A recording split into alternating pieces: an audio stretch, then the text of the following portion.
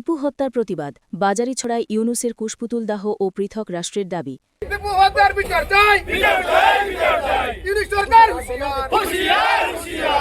বাংলাদেশে সংখ্যালঘু যুবক দীপু চন্দ্র দাসের নৃশংস হত্যাকাণ্ডের প্রতিবাদে গত রবিবার সন্ধ্যায় শ্রীভূমি জেলার বাজারিছড়ায় বিশাল মশাল মিছিল বের করে স্থানীয় সনাতনী সমাজ। কালাছড়া থেকে শুরু হওয়া এই মিছিলে ইউনূস সরকার ও মৌলবাদ বিরোধী স্লোগানে উত্তাল হয়ে ওঠে এলাকা। মিছিল শেষে মাকুন্দা রোডে বাংলাদেশের অন্তর্বর্তীকালীন সরকারের প্রধান উপদেষ্টা ড মোহাম্মদ ইউনূসের কুশপুতুল দাহ করা হয়। বক্তারা দীপু দাসের ওপর অমানবিক নির্যাতন ও তাকে পুড়িয়ে মারার ঘটনাকে মানবজাতির জন্য কলঙ্ক হিসেবে অভিহিত করেন।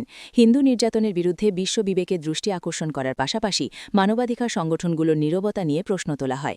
ভারতের প্রধানমন্ত্রীর কাছে আর্জি জানিয়ে বক্তারা দাবি করেন, হয় বাংলাদেশকে দ্বিখণ্ডিত করে সংখ্যালঘুদের জন্য পৃথক রাষ্ট্র গঠন করতে হবে, না হয় হিন্দুদের সুরক্ষায় বাংলাদেশে ভারতীয় সেনা পাঠাতে হবে।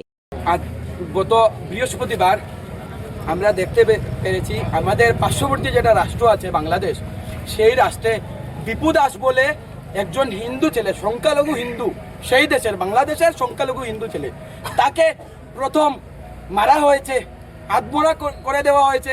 তারপর ওর যখন প্রাণ যায়নি, উল্টা লটকিয়ে ওকে জ্বালিয়ে দিয়েছে। সেই বাংলাদেশের যে সরকার চলছে ইউনিসের, সন্ত্রাসবাদী মৌলবাদীদের সরকার চলছে ইউনিসের সেই সন্ত্রাসীরা সেই ঘটনা করেছে। তার তীব্র প্রতিবাদ জানিয়ে আজকে আমাদের বাজারিছড়ার সনাতনী সমাজ একত্রিত হয়েছেন।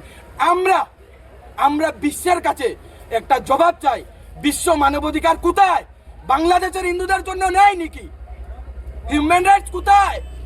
বাংলাদেশে পরপর প্রতিটা বছর হিন্দুদের উপর আক্রমণ চলে, কোথায়? বিশ্ব চুপ কেন? সেকুলার গ্যাংরা চুপ কেন? প্রতিটি বছর বাংলাদেশে হিন্দুদের উপর আক্রমণ চলে। সেই ইউনিস যেদিন থেকে সরকারে এসেছে, তারপর থেকে লক্ষ লক্ষ হিন্দুর উপর মামলা হয়েছে বাংলাদেশে। আপনারা সবাই জানেন না, সেখানে হিন্দু শুধু হিন্দু নয়, সেখানে সংখ্যালঘু যারা আছে, হিন্দু, বুদ্ধিস্ট, খ্রিস্টান, সবের উপর অত্যাচার হচ্ছে, বেশিরভাগ হিন্দুর উপর হচ্ছে। বাংলাদেশে হয় বাংলাদেশকে দুটি ভাগে বিভক্ত করুন, একটি ভাগ সংখ্যালঘু হিন্দুদেরকে দিয়ে দিন, না হলে সেই বাংলাদেশের যেগুলো মৌলবাদী সন্ত্রাসবাদী আছে সেইগুলোকে আমাদের ভারতীয় সেনা ওখানে গিয়ে হিন্দুদেরকে সুরক্ষা দিক। আমি প্রধানমন্ত্রীজি, গৃহমন্ত্রীজির কাছে আমি আমাদের ভারতবর্ষের বিশ্বের হিন্দুর হয়ে সেই দাবি করছি।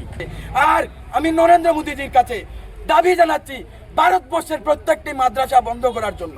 যদি মাদ্রাসা বন্ধ না করা হয়, তা আপনারা দেখেছেন একটি হিন্দু ছেলেকে ওরা মেরে ফেলেছে ইসলামিক সন্ত্রাসবাদীরা ইউনিসের।